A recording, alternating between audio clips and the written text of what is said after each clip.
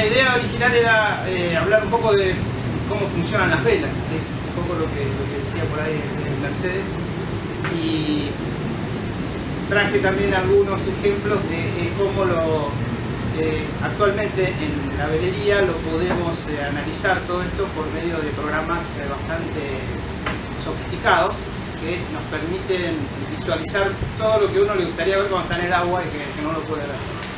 Entonces, un poco respondiendo a la pregunta de cómo funcionan las velas, a lo mejor algunos ya lo habrán oído muchas veces, otros no tantas veces, pero por las dudas vamos a recordar las cosas que siempre se mencionan. Ahí lo que tenemos en realidad es un perfil, que es esta parte blanca, ¿no? Esto es un perfil asimétrico, es decir, que no tiene simetría, no tiene un eje, sino que tiene una cierta forma. Y enseguida vamos a ver que las velas se comportan de forma similar. Podemos considerar, por ejemplo, que la línea lila correspondería a una vela. Entonces, esto sería lo que corresponde a un perfil y esto sería lo que corresponde a una vela. El comportamiento en ese sentido es bastante similar.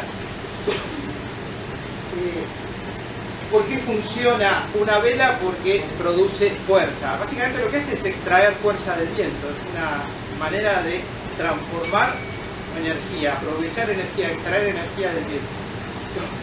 ¿Y cómo se genera esa fuerza?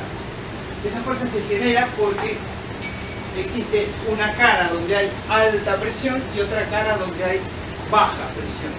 La cara de alta presión es la cara de Barlovento, por ahí es más intuitivo darse cuenta cuál es la cara. Si nosotros ponemos con viento de popa, el viento choca en la vela y empuja, genera una presión positiva. Lo que es más interesante, en realidad, y es lo más difícil de ver en la práctica, es lo que ocurre del otro lado, de la cara de sotavento. De la cara de sotavento se produce una baja presión que está indicada por medio de esas flechas. Esas flechas lo que hacen es estar en todo puntos perpendiculares a la superficie. Como el perfil sigue esta forma, las flechas van siendo perpendiculares a la forma del perfil. Y así es como se producen las fuerzas en las velas también. Les decía que es más interesante lo que pasa del lado de sotavento que lo que pasa del lado de Barlovento. Del lado de Barlovento básicamente lo que ocurre es que el aire choca, como decíamos, y genera una presión positiva. Del lado de sotavento, pensemos en un caso como este, que sería equivalente a una vela de ceñida, una vela que no forma un ángulo muy grande respecto del viento, ¿no? Una vela de popa está atravesada al viento, es otro caso. Empecemos por un caso de ceñida, con la vela formando un ángulo relativamente chico respecto del viento. Existe esa cara de presión, esa cara de Barlovento, y existe una cara de succión, que es la cara de sotavento. En la cara de succión, el fenómeno que se da es que es como que la vela succionara al fluido, al aire en este caso. El aire intenta seguir la forma de la vela y lo puede lograr con determinado ángulo. Cuando le ponemos un ángulo demasiado grande, ya el aire no puede seguirla, y entonces ahí se genera toda una serie de remolinos y demás que vamos a ver también. Una serie de vórtices. Lo notable de esto es que la intensidad de las presiones está representada por el largo de esas flechas, y que más o menos, en general, depende del ángulo, pero podemos pensar que del lado de succión, del lado de sotavento, hay 3 veces más fuerza que del lado de presión. Es decir, que la vela en realidad funciona más porque es después succionada, porque el lado de presión negativo es el que está trabajando más que el lado positivo. Uno por ahí tendería a pensar que la vela simplemente funciona porque el aire choca y se desvía. Eso es solamente válido para la cara de Barlovento, pero para la cara de sotavento el truco, podríamos decir, está en hacer desviar al aire un cierto ángulo, y al desviarlo eso genera entonces esa presión. Esto realmente se empezó a estudiar y descubrir, digamos, en 1900, 1905, 1890, cuando se planteó la idea de hacer un artefacto más pesado que el aire que pudiera volar. Fueron los aviones, obviamente. Y nosotros en la vela heredamos mucho de los términos y de los descubrimientos que se fueron haciendo en la aerodinámica. Ese, por ejemplo, podría ser el caso de un ala de un avión, que a lo mejor también habrán oído más de una vez el ejemplo. ¿Qué ocurre con un ala de un avión? El avión tiene un pequeño ángulo respecto del aire con el que está avanzando. Ese ángulo se logra, bueno, con alerones y demás, pero supongamos que fuera fijo el perfil y que hay que levantar la nariz. Entonces, ¿qué ocurre? Hay una cara de presión, que en el caso del avión es la cara de abajo.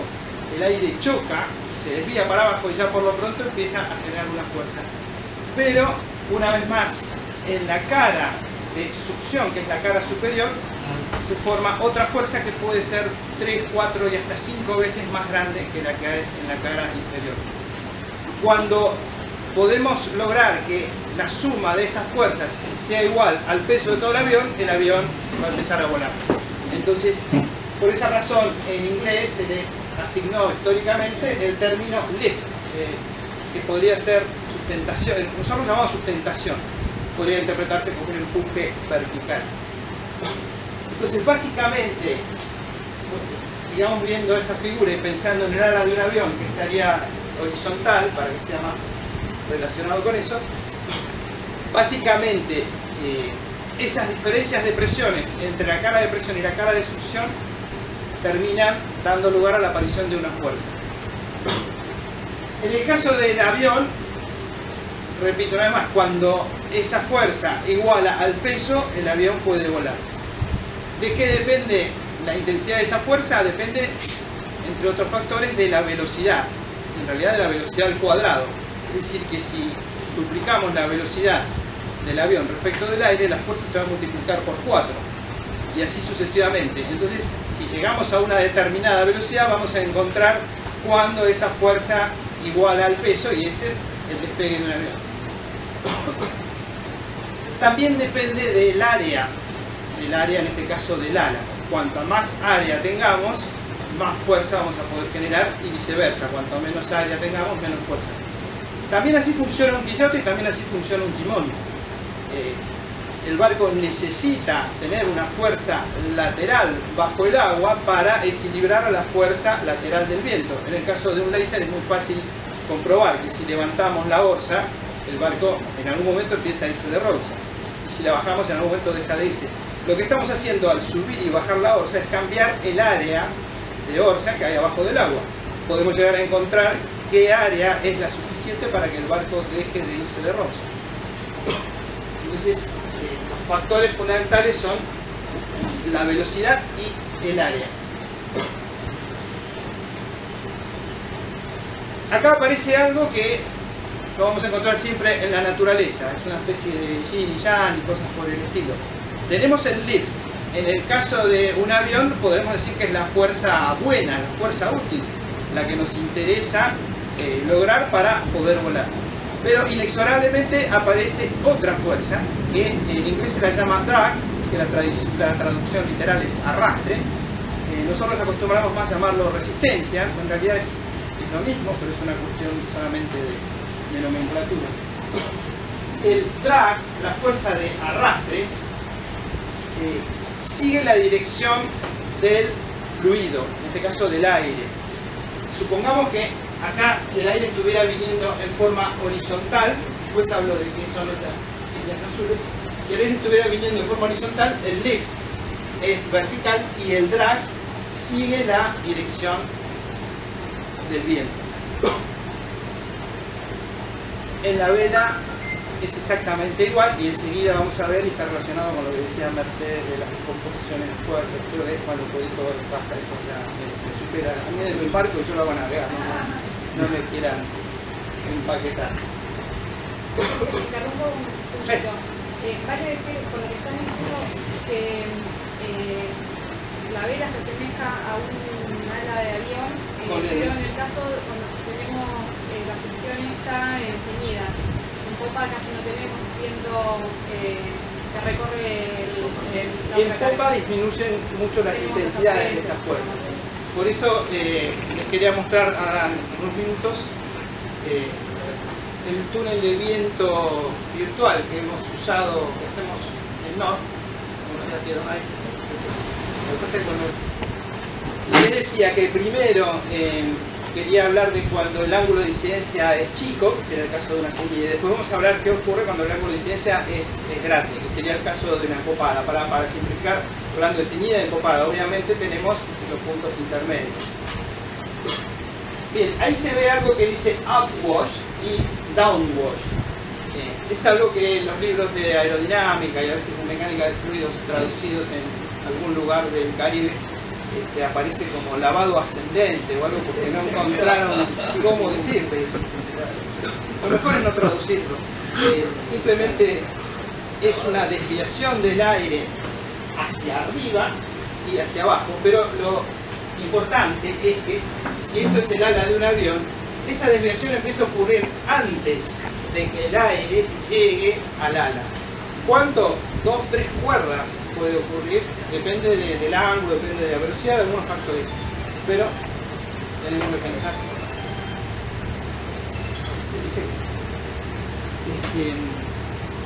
Tenemos que pensar que una cierta distancia por delante, pensemos en el ala de un avión, una cierta distancia por delante, el aire empieza a desviarse. Y luego de pasar el ala, se sigue desviando, que es ese downwash que está ahí. Entonces, le lleva una distancia antes del ala y después del ala, volver a la situación original. O sea, que el ala genera lo que se puede llamar un campo de presiones y un campo de velocidades alrededor. Y que ese campo es más grande que la dimensión física. Pasemos ahora al barco. En un barco pasa lo mismo. El viento empieza a desviarse antes de llegar al barco. Y como me habían dicho que era laser, lo que traje es todo de una sola vela, pero podemos hacer otro día con 2 velas y vemos un poco qué ocurre. Cuando hay 2 velas, los efectos se superponen y eso termina haciendo que la vela de proa reciba el viento, digamos, más negado, más prestado, y la vela de popa, la mayor, más negado. Y eso hace que entre las 2 velas se produce una interacción positiva y que si vemos los metros cuadrados de una mayor y un foque y hacemos una mayor sola que tenga los mismos metros cuadrados, va a caminar más el barco de 2 velas porque esas 2 velas funcionan beneficiándose una a otra. Y está relacionado con esto del upwash y el downwash. También está relacionado con la táctica de regatas. El primero que se dedicó a analizar todo esto, por lo menos que ha quedado escrito, es un alemán que los más antiguos, por llamarlo de alguna manera, del club, por ahí habrán oído hablar, Manfred Kurri, fue un físico alemán que le encantaba navegar y se dedicó a estudiar todo esto en el año 1925 por ahí. Entonces fue el primero que escribió un libro de táctica de regatas y lo escribió en el año 28-30. Y una de las primeras aplicaciones que hizo de estos conocimientos fue este fenómeno y se le ocurrió la posición segura de sotavento. Si tenemos 2 barcos con las mismas amuras y el barco de sotavento logra que su proa empiece a asomar algo por delante de la proa del barco de barlovento, empieza a beneficiarse de ese upwash y empieza a poder orzar y a su vez le destruye toda la zona de succión al barco de barlovento, con lo cual se pasa a lo que él llamó de hopeless position, posición desesperanzada, cuando queda en la popa. Antes de que ocurra eso, normalmente miramos, ¿no? Pero él fue el primero en darse cuenta de que ganar una regata no implicaba dar la vuelta lo más rápido posible alrededor del recorrido, sino que también existía la táctica. Y lo notable fue que empezó a aplicar todos los principios de la aerodinámica a la táctica. Y escribió un libro llamado Táctica de Regatas. Aerodinámica de la vela y táctica de regatas. Bien. Con eso más o menos ahora quedó clarísimo de cómo funciona una vela. Así que podemos pensar en hablar de algo más antes de pasar al túnel de viento.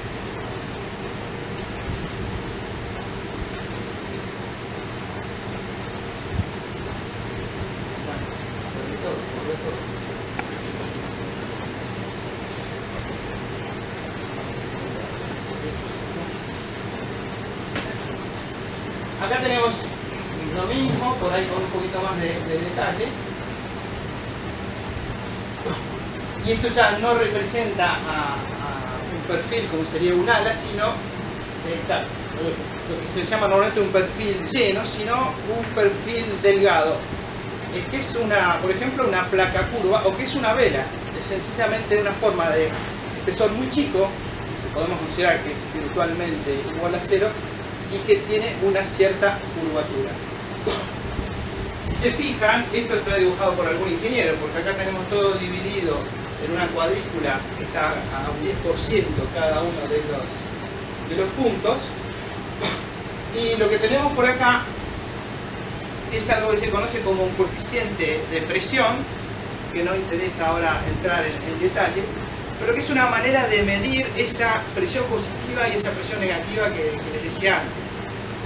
Estos son números que corresponden a una vela. En una vela se dan estos coeficientes, obviamente varía con cada vela, pero muy poco. Digamos que estos números son bastante realistas, bastante lógicos.